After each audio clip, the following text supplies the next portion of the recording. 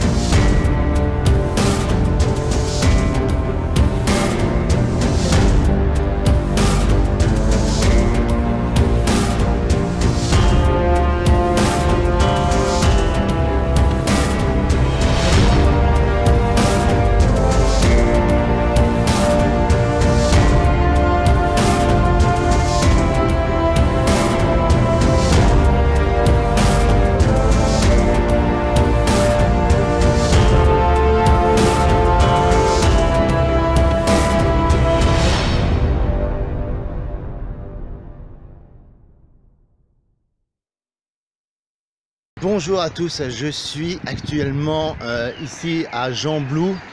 Je fais un petit tour dans le Ravel de Gembloux, un chemin de campagne très agréable. Et j'en profite pour vous faire cette vidéo, pour vous expliquer un petit peu mon parcours professionnel, enfin mon parcours artistique et comment j'ai commencé, comment j'ai débuté. En fait, à l'âge de 5 ans, tout comme vous, hein, certains d'entre vous d'ailleurs ont eu le même déclic, peut-être pas au même âge tout à fait, mais vous avez eu le déclic de vouloir devenir acteur. Moi je l'ai eu à l'âge de 5 ans en fait, et ça m'a pris comme ça assez tôt, très tôt. Alors quelques années passent, etc. J'explique à mes parents mon envie, ma vocation de vouloir être acteur, parce que ça c'est quelque chose qui me fascinait. En fait, ce qui me fascinait à l'époque, c'était quand on voit des acteurs sur écran dans un film, c'était de penser que tout était écrit à l'avance et qu'ils avaient étudié le texte. Et je trouvais ça génial, magique, de pouvoir sortir ça spontanément, naturellement, comme s'ils improvisaient, comme si ça sortait de leur bouche au moment où ils le disaient, quoi. Alors qu'on ne sent pas du tout ni la préparation ni l'apprentissage. Ça me fascinait, c'était un aspect qui était assez intéressant. Et des années plus tard, je devais avoir 7 ans, j'ai été initié à l'audiovisuel. Alors comment?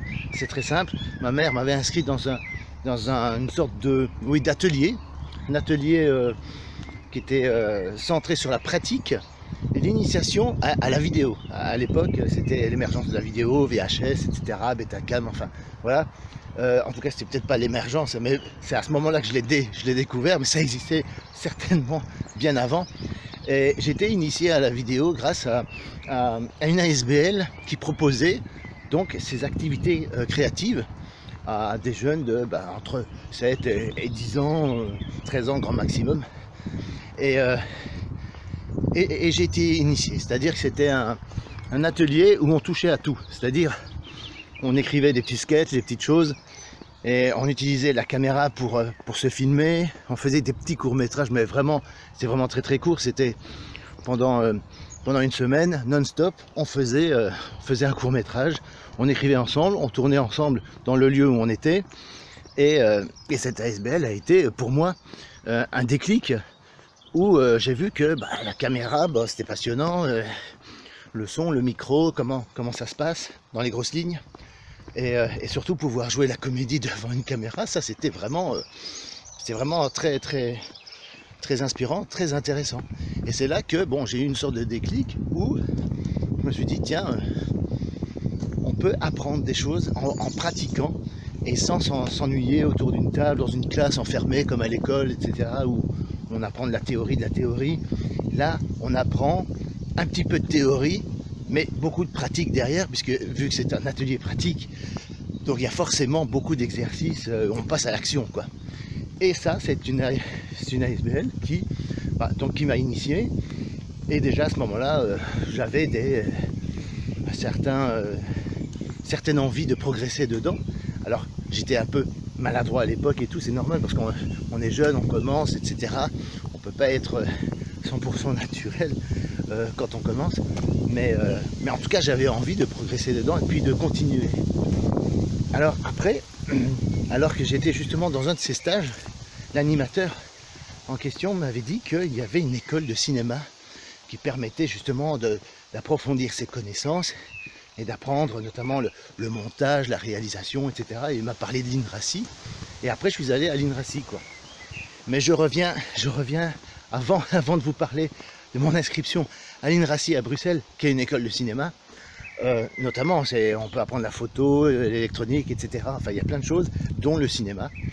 Et en fait, je reviens avant ça. Quelques années avant, j'avais quand même fait beaucoup de stages, et notamment un stage à Bruxelles où j'ai appris l'existence du storyboard. C'était la première fois que j'entendais ce mot-là, et j'avais avec un copain un projet. Il était venu me voir, il savait que je faisais souvent de la vidéo, des ateliers, enfin je suivais de la pratique en termes de vidéo, de caméra, etc. Je connaissais les tailles des plans, etc., les noms, etc. Et il était venu me dire, me proposer une idée d'histoire. C'était même pas un scénario ni rien, c'était juste une idée. C'était l'équivalent de ce que plus tard j'apprenais que ça s'appelle synopsis en fait. Et une sorte de synopsis où il explique dans les grosses lignes, tiens voilà, c'est un jeune gars, tout ça, le héros de l'histoire, on perd son père, etc. Et puis il va le venger, c'est une histoire de vengeance, etc. Et on commençait à... Il était venu avec cette idée-là, il m'a dit, tiens, est-ce que tu serais d'accord pour qu'on le fasse ensemble, et puis qu'on le réalise ensemble et tout ça. Et moi j'ai dit, ouais, banco, je relève le défi, c'était sympa. J'avais pas mesuré la préparation qu'il y avait derrière ça, mais on a réalisé ce film-là qu'on a voulu être un long métrage, justement, entièrement tourné en VHS. Je me souviens du titre, ça s'appelait Le Successeur. Et en fait, on a simplement amené des copains de l'école, de notre classe, même de notre groupe. On disait qu'on allait tourner... On allait tourner un film dans les moments justement de vacances. Pendant un mois, on a tourné non-stop. En fait, on écrivait une sorte de chapitrage, si vous voulez. Le matin, on écrivait les scènes le matin. Et puis l'après-midi, on tournait ce qu'on avait écrit le matin même. Mais suivant un canevas, un plan bien précis, bien déterminé.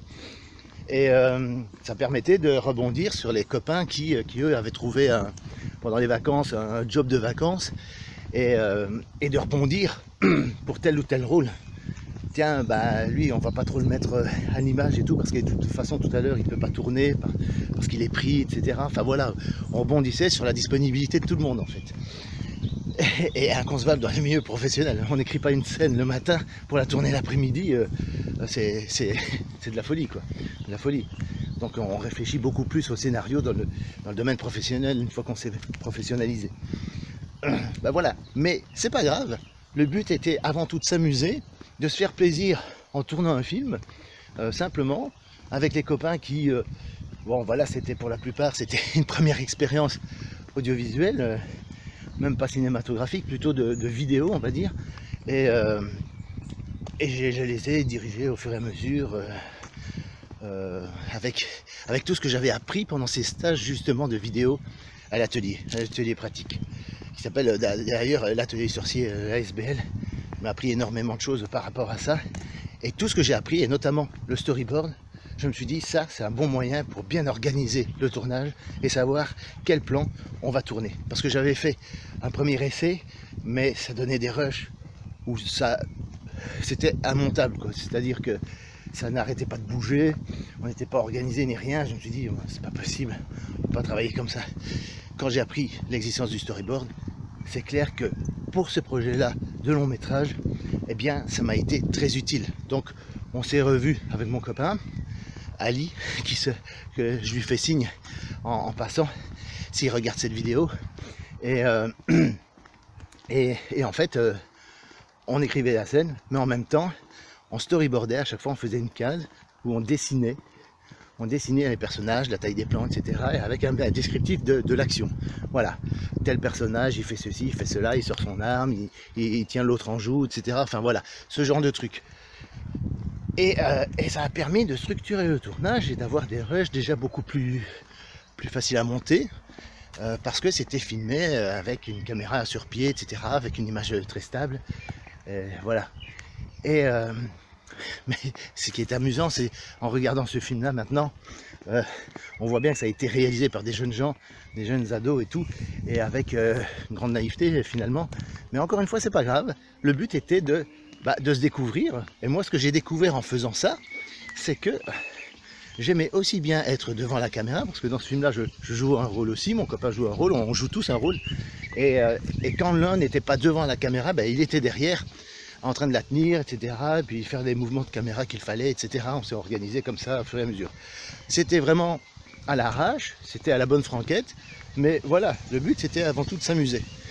Donc moi je dirais, amusez-vous quand vous faites des films et quand vous jouez des rôles, amusez-vous, retrouvez cette joie primaire et enfantin, puisque les enfants, ils jouent dans la cour de récré à faire semblant, et l'acteur c'est quoi? C'est ça, c'est jouer à faire semblant. Donc c'est quelque part, il faut garder sa spontanéité d'enfant, il faut rester enfant d'une certaine manière. Voilà, ça c'est une petite parenthèse. Je reviens à la réalisation de ce film, un film que je n'ai jamais pu montrer à aucun festival, évidemment, parce que j'avais fait la connerie, entre guillemets, d'utiliser des musiques de films, bon, très inspirantes, très belles, magnifiques, mais des musiques qu'on avait déjà entendues dans d'autres films, vous voyez. Mais ça donne une atmosphère, ça donne un truc, c'était bien, mais en ce qui concerne les droits, je n'ai jamais osé justement proposer ça à un festival, parce que j'avais pas envie d'avoir des problèmes, etc. Puis quand on est à un jeune âge comme ça, on n'a pas envie de nécessairement se prendre la tête avec des considérations comme ça juridiques et tout, alors que le but c'était simplement de faire un film en pleine campagne, hein. Donc ça a été fait dans la forêt près de Gembloux, et voilà, et de manière très ludique et très sympa, quoi, sans se prendre la tête et commencer à penser, je pensais pas du tout ni à le diffuser, ni à le faire passer à la télévision. Il y a même à l'époque Canal Zoom qui a eu des échos par rapport à ça, m'avait proposé de voir le film, et que s'il y avait moyen de combiner un truc par rapport au droit, c'était de diffuser. C'était de le diffuser, de le passer. Je lui ai dit, ça dure quand même 60 minutes, hein, c'est pas un truc court. Voilà. Mais voilà, je ne l'ai jamais fait, allez savoir pourquoi. À l'époque, j'avais moins confiance en moi que maintenant, et je n'ai jamais osé ça. Quand vous avez une opportunité, faites-moi confiance, allez-y, foncez, parce qu'on perd un temps incroyable. Moi je pensais que j'allais pouvoir faire un second film et tout ça avec les mêmes acteurs, un numéro 2 par exemple, ça m'aurait botté il y avait de la matière, il y avait des idées pour faire un numéro 2, mais on ne l'a jamais fait, parce que chacun est parti suivre ses études, chacun est parti dans son coin à vivre leur vie professionnelle, etc. Moi, ça a pris une autre orientation aussi. Entre temps, je suis allé à l'INRACI, je me suis inscrit à l'INRACI, etc. J'ai suivi mes études, que j'ai péniblement achevées d'ailleurs. Et après, en sortant de là, qu'est-ce que j'ai fait? Donc, je continue mon parcours. Je suis allé m'inscrire à l'académie, d'accord?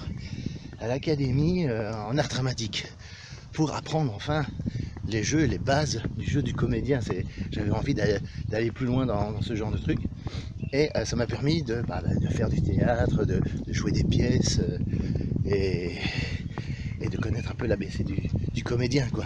C'est là que je me suis inscrit à l'académie de Courcelles avec un professeur, je me souviendrai toujours, s'appelle Jean-Yves Izquierdo, que je salue aussi parce que peut-être qu'il verra cette vidéo aussi. Et il nous a appris beaucoup de choses. Déjà, comme c'est le cas dans d'autres dans d'autres académies, on ne se contente pas de jouer une scène et puis c'est tout. On joue toute la pièce en fait. Et donc on la travaille du début à la fin. Et à la fin de l'année, on la joue entièrement en fait. Ça, c'est un bon moyen pour apprendre concrètement eh bien, les réalités et les besoins et tout ce qu'on a besoin de savoir pour mener à bien une pièce et la représenter devant un public en la jouant entièrement, quoi. Parce qu'une scène sortie de son contexte, ça peut amener à faire peut-être des erreurs de mise en scène ou de jeu sans même se rendre compte, puisqu'on ne prend qu'un extrait de la pièce. Et même si on ne prend qu'un extrait, il faut lire toute la pièce pour savoir un petit peu de quoi ça parle et dans quel contexte cette scène en particulier, eh bien, quel est l'enjeu de la scène, etc. et dans quel contexte elle évolue, quoi. Voilà, tout simplement. Donc voilà, j'ai fait l'académie. Après, je suis sorti de là. J'ai fait plusieurs années à travailler comme ouvrier sur les chantiers construction, dans une société de rénovation, etc., de bâtiments et tout. Bon, là, ça a été pénible, hein, parce que je suis pas bricoleur pour dessous et je suis pas physiquement résistant pour faire des gros chantiers, un boulot manuel où on se casse le dos, on se casse les mains, on se casse tout, quoi. Et voilà, donc c'était pas du tout ni ma tasse de thé, j'étais pas du tout fait pour ce genre de boulot, c'est clair. Et après j'ai enchaîné les boulots. Je me suis retrouvé à travailler dans un showroom, vente de bandes solaires et de volets, etc. Et ensuite je me suis retrouvé au parc d'attractions Walibi et Aqualibi. Là j'ai travaillé là pendant des années, en 7 ans, 7 bonnes années, je suis resté là comme ça. Et après, bon ben voilà, fin de contrat, terminé, et j'ai retrouvé du temps libre. Ah oui, j'ai oublié de vous dire que pendant que je faisais ouvrier sur les chantiers, le week-end, j'avais toujours des répétitions au théâtre, à l'académie, hein. Donc ça continuait, hein. J'ai fait grosso modo 5 années d'académie où j'ai appris le théâtre, quoi, vraiment. Avec différentes pièces, hein, Molière, Racine, Bertolt Brecht aussi, qui n'est pas facile à jouer d'ailleurs. Voilà. Et après, qu'est-ce qui s'est passé? Eh bien, étant donné que je suis repassé par la case chômage, j'ai retrouvé du temps disponible pour faire les choses.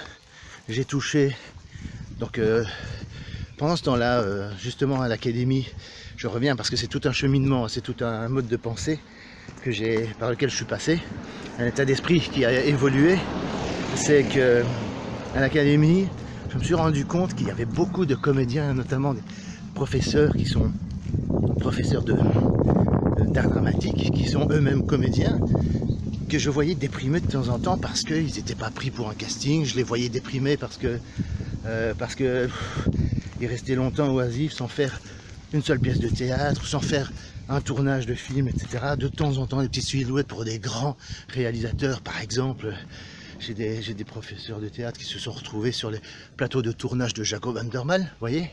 Mais voilà, c'est des petits trucs et tout, et puis c'est pas régulier, c'est pas évident. Je me suis dit, être acteur, ça n'a pas l'air de tout repos, et en plus on passe plus de temps à attendre que de faire les choses, que de travailler finalement. Et là c'est là que j'ai commencé à avoir un tilt, où j'ai tilté sur l'idée que il faut avoir une compétence supplémentaire. Il ne faut pas se contenter de simplement pouvoir jouer la comédie, il faut pouvoir raconter une histoire, écrire un scénario, pourquoi pas. Et c'est là que j'ai commencé à oser imaginer d'écrire un scénario pour un film. À l'époque, ça me paraissait des années-lumière de moi, hein, parce que moi, je suis pas du tout d'une famille de réalisateurs, de scénaristes, cinéastes, etc. J'ai tout dû apprendre par moi-même et tout comprendre par moi-même. Et en fait, là, à ce moment-là, je me suis dit, mais est-ce que je peux même prétendre à écrire un scénario? Est-ce que je serais capable de raconter une histoire? Mais j'avais un tas de questions qui émergeaient. Oui, mais d'accord, mais comment on écrit un scénario? Comment on explique les choses? Comment on présente un scénario? Je me suis posé plein de questions. Et c'est là que j'ai commencé à lire beaucoup de bouquins. Ça, c'est très formateur, les bouquins. Là, je vous conseille aussi, si vous êtes en recherche de solutions, de réponses à vos questions, bah, lisez des bouquins sur comment écrire un scénario, sur comment réaliser son film, comment le produire.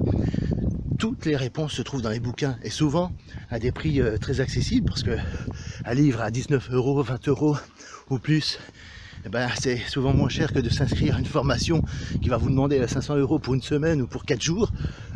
C'est beaucoup mieux de lire un maximum de bouquins et ça c'est très formateur en fait, le fait de lire des bouquins. C'est là que j'ai commencé à comprendre que la lecture pouvait apporter toutes les solutions nécessaires et surtout savoir comment, à l'époque, je me disais, mais est-ce que je peux prétendre? Je vous assure que je me trouvais vachement, à l'époque, culotté d'oser prétendre à écrire un scénario. Parce que moi, je trouvais que c'était un travail très intellectuel, très sophistiqué. Enfin, je vous dis, à des années-lumière de ce que je connaissais. Et je voulais me professionnaliser et faire ça correctement, quoi, en respectant et les règles et les codes de présentation d'un scénario. Parce qu'il y a des codes, hein, il y a des standards. Donc je voulais savoir ça. Et c'est les bouquins qui m'ont appris ça. Donc voilà, ça c'est bien. Après par la suite, j'ai fait des ateliers d'écriture avec des animateurs là, comme Vincent Jakubovic qui animait justement une de ces ateliers d'écriture et qui permettait d'apprendre de manière beaucoup plus poussée l'écriture de scénarios. Donc voilà. Mais je vous dis, maintenant avec le recul ça me fait rire parce que j'ai écrit des scénarios assez régulièrement et parfois ça m'est arrivé de le faire sur commande et maintenant, bon, maintenant je souris, mais ça prouve bien que on part tous d'un point zéro pour arriver à un niveau le plus élevé possible. On essaye. Et puis bon, moi je ne me considère pas non plus comme un scénariste super professionnel et tout. Je peux avoir des idées, je peux avoir des trucs. J'ai écrit un scénario, mais souvent j'ai besoin des services d'un script doctor pour qu'il ouvre un peu mes yeux sur les erreurs que j'aurais commises en écrivant un scénario. Parce que la malédiction de l'auteur, c'est que on est souvent clairvoyant quand il s'agit de lire le scénario des autres.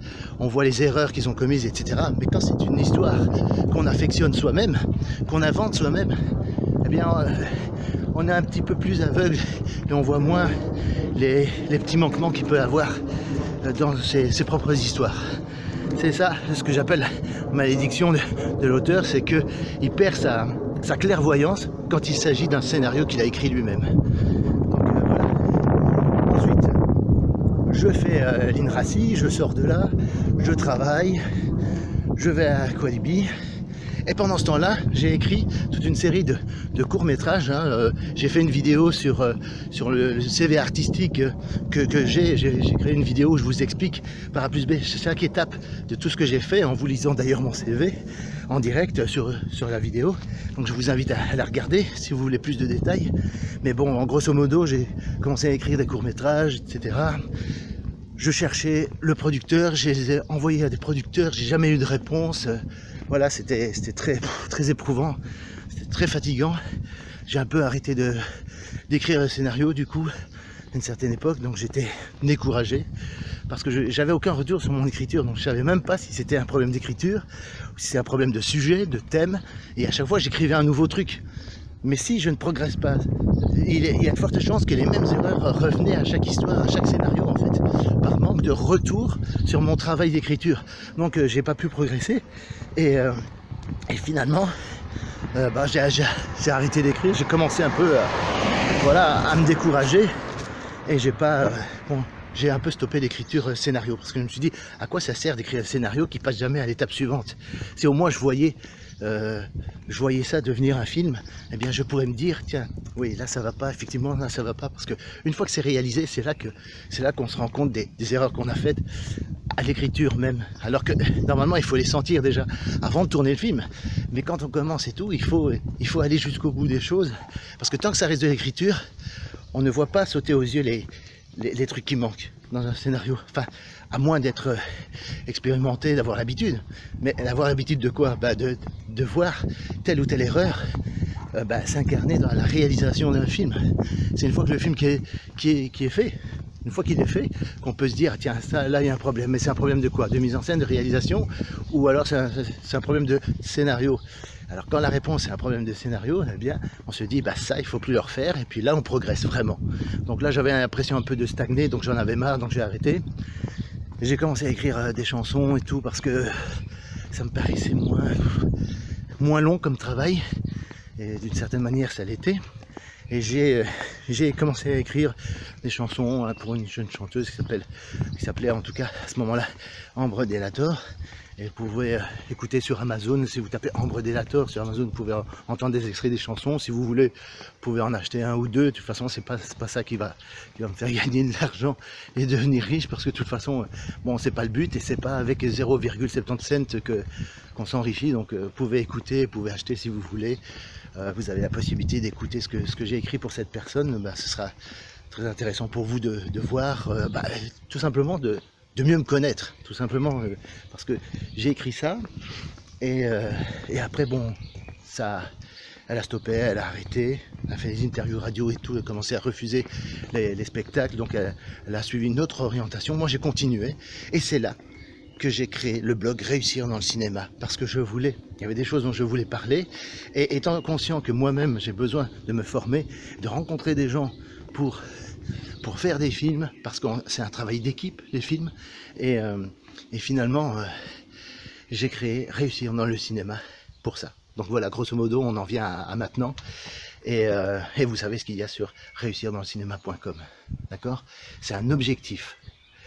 Je précise que c'est un objectif, réussir dans le cinéma, mais pas réussir tout seul, réussir ensemble, à plusieurs. Parce qu'à plusieurs, on réussit, tout seul, on risque d'échouer. Donc, c'est mieux d'être entouré et d'être bien entouré. Donc, réussir dans le cinéma, c'est un objectif que vous avez et que j'ai moi-même. Je ne me prétends pas expert en quoi que ce soit, je vous parle simplement de mon expérience, je partage ce que j'ai compris avec vous du métier, et c'est toujours en fonction de l'expérience que j'en ai retiré, des leçons que j'en ai retirées, voilà, tout simplement. Voilà, il ne faut pas prendre ça pour quelque chose de prétentieux ou quoi que ce soit, parce que c'est pas le but. Et puis je veux surtout vous emmener avec moi vers la réussite dans le cinéma, en faisant des tournages, en vous proposant des tournages, des rôles dans les films. Regardez dans la liste de comédiens, je travaille avec mon équipe pour écrire des scénarios, pour donner à chaque comédien qui se trouve dans la liste de comédiens un rôle dans des films de court-métrage, et je suis en train d'apprendre l'aspect justement production pour avancer dans ces projets. Donc je vous dis à très bientôt pour une prochaine vidéo. Elle est un peu longue évidemment, mais bon, c'est retracer tout un parcours professionnel, tout un parcours artistique. Eh bien, ça se fait pas en 2 minutes. Donc voilà, je vous rappelle que la vidéo sur mon CV artistique, eh bien, vous pouvez la regarder sur ma chaîne YouTube, et je vous dis à très bientôt pour une autre vidéo. Ciao.